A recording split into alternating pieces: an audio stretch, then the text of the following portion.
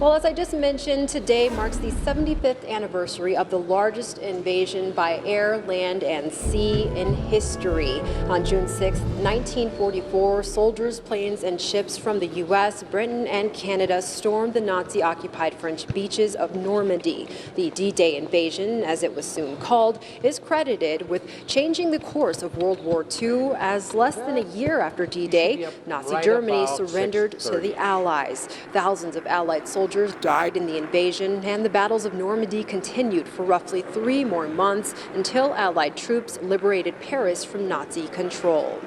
A piece of history close to our hearts back here at home. Miss Montana took flight over Omaha Beach this morning. It's one of 12 planes to participate in the presidential flyover that make up the D-Day squadron. Through this whole journey, the C-47 has carried a Montana state flag signed by the hundreds of volunteers who made the flight happen.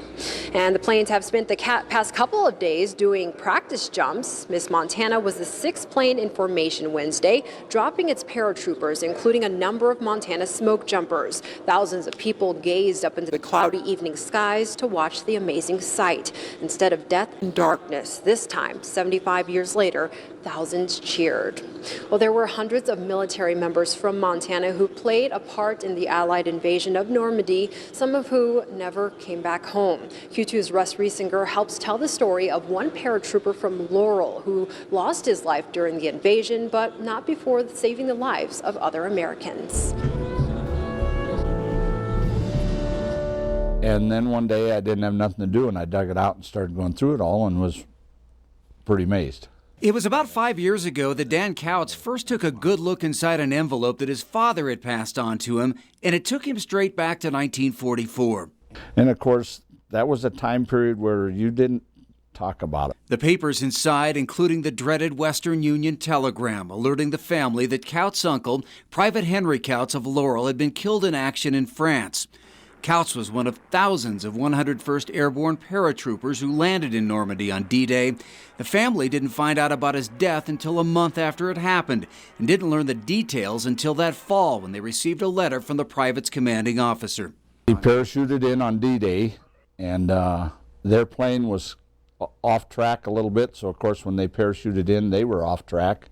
The group spent 3 days trying to fight their way back to the rest of their unit, taking some German prisoners in the process when they again came under fire. And my uncle was trying to use them as a shield to get the other men by, and it did work. It got the other men by, but then my uncle was killed. The letter goes on to say that Private Couts died a soldier's death and that his company would always honor his memory. Of course, he received a Purple Heart because anybody wounded or passing away receives that. The one thing that I thought he should have had was at least a Bronze Star or more because of what he'd done. He saved these other guys, risking his life, and got them through.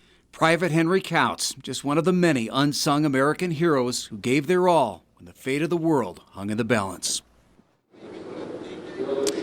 And we're told Henry never actually came home. He's buried in France. Our D-Day coverage will continue throughout the day on Q2. We'll share the story of Bud LeCount, a Billings man who did make it home from Normandy to tell his story.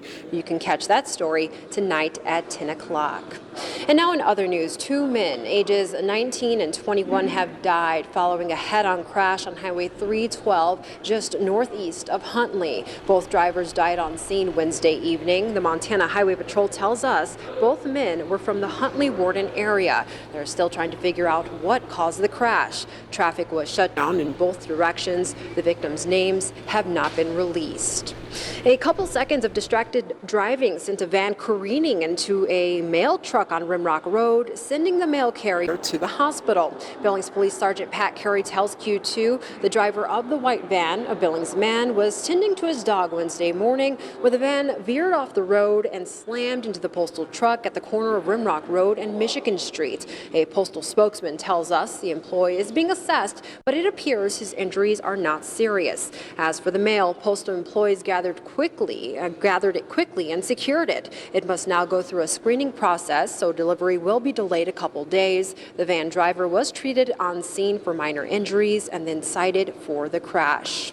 The second suspect in Monday's early morning shooting at Shepherd is now charged. charged. 39-year-old James Higgins faces 2 charges of assault with a weapon for his involvement in a shootout on Bees Lane that left a man and teenage boy with gunshot wounds on Monday. Higgins was taken into custody Tuesday in Billings. Yellowstone County Sheriff Mike Linders said Higgins was arrested without incident but had a possible bullet wound. Higgins is being held at the Yellowstone County Detention Facility on $100,000 bond. Officials are also investigating the possibility of a third suspect. A roundup man dubbed the AK-47 Bandit will spend the next 35 years in prison for an armed robbery at a Nebraska bank. 40-year-old Richard Gathercole stole about $90,000 from the bank, but is now faced to pay nearly $400,000 in fines for his role in the 2014 robbery. As part of a plea agreement, federal prosecutors in Kansas, Iowa, Washington, and California agreed to drop robbery and other charges against Gathercole for crimes dating back to 2012. Gathercole earned the AK-47 Bandit moniker because it was his weapon of choice in his series of robberies. His case made its way to Montana after Gathercole was recorded in his jail cell telling a woman to remove guns from his home in Roundup. That's where federal agents found 7 explosive devices, ammunition, and books on how to build explosives. Well, assault charges have been dropped against a Billings radio host. Jason Big J Harris was charged with assault back in March after a physical altercation between him and a woman. The city attorney's office says the charges are dismissed because the case is no longer in the interest of justice to pursue. This comes after consultation with a witness who watched it happen. Police said Harris and the woman both struck each other and that Harris was the primary aggressor. Following the charges, Harris was suspended from his job on the radio for 1 week without pay. As Governor Steve Bullock touts his fight of dark money on the presidential campaign trail, he's again taking his fight to court and suing the IRS. Along with the Montana Department of Revenue and the state of New Jersey, the governor says the IRS ended a decades-old requirement forcing social welfare groups, labor unions, and businesses to disclose major campaign donors. The Washington Post says the case was heard Wednesday in a federal courtroom in Great Falls. Bullock says the rule change undermines democracy. The IRS says states do not have the authority to challenge their federal policies. Now the case is in the hands of a judge who will issue a ruling. A state district judge sided with Governor Steve Bullock Wednesday in a dispute with Secretary of State Corey Stapleton over a governor's veto. After a brief hearing in a Helena courtroom, Judge Mike McMahon said Stapleton had no legal authority to overrule the governor's veto of a bill on the definition of wild bison in Montana. The judge blocked Stapleton's action taken last month to declare the bill law and said notice of the veto should be sent to state lawmakers. McMahon's ruling isn't the final word on the case, but he indicated he won't change his mind after more written arguments are submitted. After years of sitting vacant, a $16.5 million mansion nestled in the Ironwood subdivision with a storied past is now on the market. Dubbed the largest home in Billings, the 30,000 square foot home comes complete with 10 bedrooms, 19 bathrooms, a 14-car garage, an indoor shooting range, 3 swimming pools, and a bowling alley. You may remember the developer, Larry Wayne Price, was charged with a host of felony charges, including defaulting on loans and an attempt to fake his own kidnapping. Price is currently in federal custody. Don Maddox with Ingle and Volker's Western Frontier out of Missoula is taking on the Canyon Woods Drive property. Maddox is no stranger to selling multi-million-dollar homes. She sold a private island property on Flathead Lake for $13.9 million in 2018. A construction crew hit and ruptured a gas line in the heart of downtown Billings Wednesday morning, snarling traffic and causing several businesses to evacuate. The crew hit the MDU line around 11:30 near the Billings Federal Credit Union at 4th Avenue North and 26th Street. Traffic on 4th was blocked for 2 hours as repairs were made. Billings fire units responded along with the police and MDU service technicians. No injuries were reported. The Crow Tribe has issued a drinking water warning for Wyola and is telling residents to boil their water. The recommendation is to use bottled water or boil tap water for 3 minutes before consuming.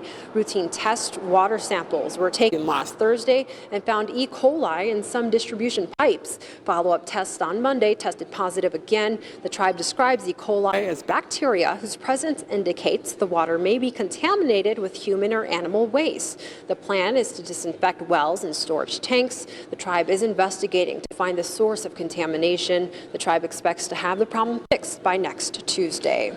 Well, this week's weather has been perfect for city pools and spray parks to get going across town. Kids swam, played, and enjoyed the pool at South Park Wednesday. That pool is open from noon to 6 p.m. every day. It was also the first day to swim in the Rose Park pool, which is open from noon to 8 p.m.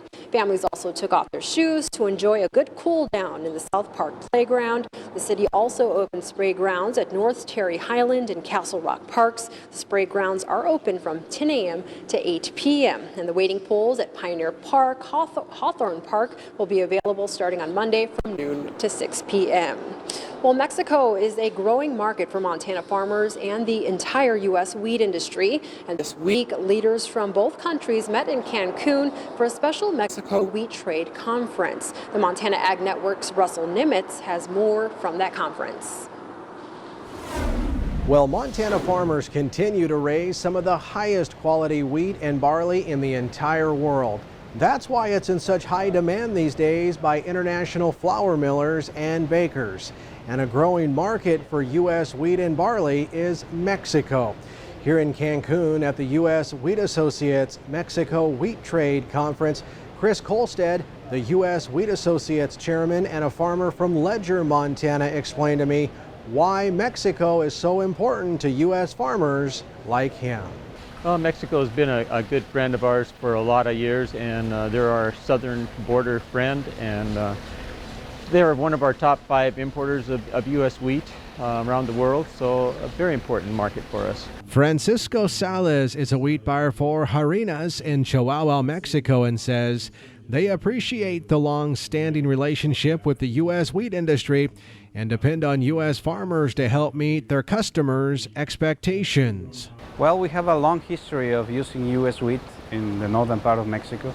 Since we are really close, a lot of the procurement of wheat we do, it's from the railroad coming from Kansas into El Paso and then into Chihuahua, which is not far away. So we have a long history of getting wheat from Kansas, northern Oklahoma, and Texas. And it's a relationship we cherish a lot. We've been doing business from a long time before, and we're looking forward to uphold that for years to come. As the population continues to grow in Latin America, Montana Wheat and Barley Committee board member Denise Conover from Broadview says she sees a lot of opportunity for U.S. farmers. We may not ship a lot of wheat to Mexico out of Montana. We do a lot of barley, but that helps our producers across the United States with supply and demand, and we all know that drives our prices. So anytime we can sell wheat as out of the U.S., that's a good thing for everybody. As for the future of the new USMCA, attendees here at this conference remain hopeful that in the end, all 3 countries will ratify the new trade agreement, therefore paving the way for increased export business for the entire U.S. wheat industry. In Cancun, Mexico, Russell Nimitz, MTN News. And both American and Mexican wheat leaders say they want to keep the channels of communication open to help ensure their working relationship. Well, stick with us here on Montana This Morning this Thursday morning as we broadcast live from the new Family Service location hosting their baby shower. Rob Groups will join you on the other side of this break with more information on how you can take part. You're watching MTN News with Victoria Hill and Storm Tracker weather with Ed McIntosh. This is Montana This Morning on Q2, Montana's news leader.